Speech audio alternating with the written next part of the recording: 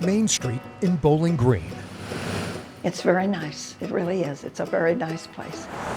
You'll be hard-pressed to find a more quaint and historic location in Virginia. Bowling Green still has a small town ambiance to it. But the people living in this nearly 200-year-old landmark are lucky their home still stands. Oh yes, for sure. Yeah, they'll remember it for a long, long time. 70 years ago, an uninvited guest arrives with no intention of leaving. Well, the fire was intense because the wind was blowing so hard. What the visitor does next nearly wipes this corner of Caroline County off the map. When we got up there, I could not believe what I was seeing. April 10th, 1955. That's the date that the town burned. Fire breaks out in a storage building downtown. Flames spread fast. Structures standing in the way don't stand a chance. It was so surreal that you saw what was going on, but you couldn't believe it. It is the afternoon of Easter Sunday. The wind was blowing excessively, so it didn't take long for the wooden structures to catch on fire. Joe Lanford remembers his brush with danger. I had too much smoke and I had to leave. A couple of people had to drag me out of there, but it was so thick and it came all of a sudden. I could tell at that time they were not going to stop this fire.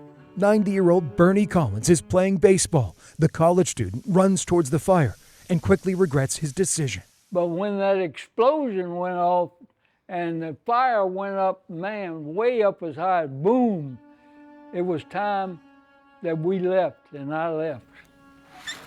The fire is so intense, even the water tower burns. Well, I just remember seeing a lot of mess. Oh, of course, it was sad.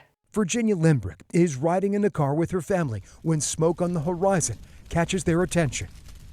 And so my dad asked what was wrong. And they said, well, you can't get into town. The town is burning.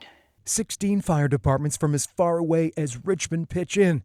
Despite the help, more than 24 homes and businesses are lost. We heard noises, we heard fire trucks, we heard sirens, we heard all kinds of stuff. We could see the smoke, of course. Craig Woodward was 5 years old the day his hometown catches fire. People were running around. Some people, like this gentleman and some of these, they just didn't know what to do. It was crazy. Flames chew up his father's appliance business. His store was right there. Craig Sr. is also fire chief and co-founder of the volunteer fire department. I just couldn't believe it. I didn't know what we were going to do. I didn't know how we were going to recover from such a thing.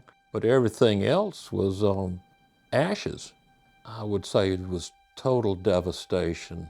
Ray Campbell, a Bowling Green historian and author, says it was an Easter miracle that no one was killed. And there's no hope of saving this one. I mean, you can see the fire going right through it. There's no way in the world that thing's going to survive.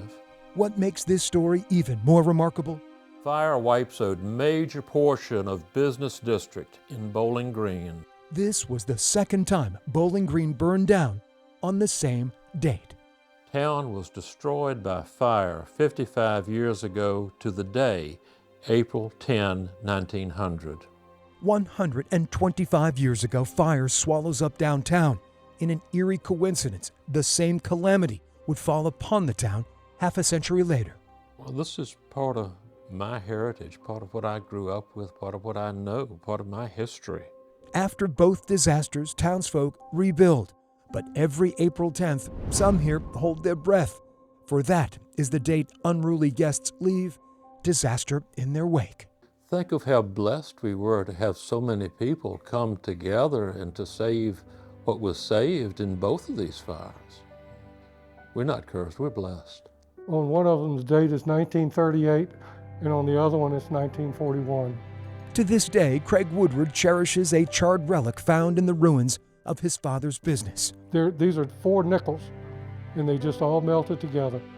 The mangled coins, evidence of what he witnessed in 1955.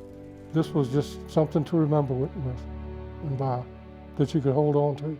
Bowling Green, Virginia. It was hot. It was very hot. A small place with a long history of burning down and rising up from the ashes, not once, but twice. It was devastating to the town, but the town it recovered. It came back. It didn't faze the people here. And I think that's worth remembering. Everybody should. In Caroline County, But they built it back, and they got Bowling Green going again. I'm Greg McQuaid, CBS 6 News.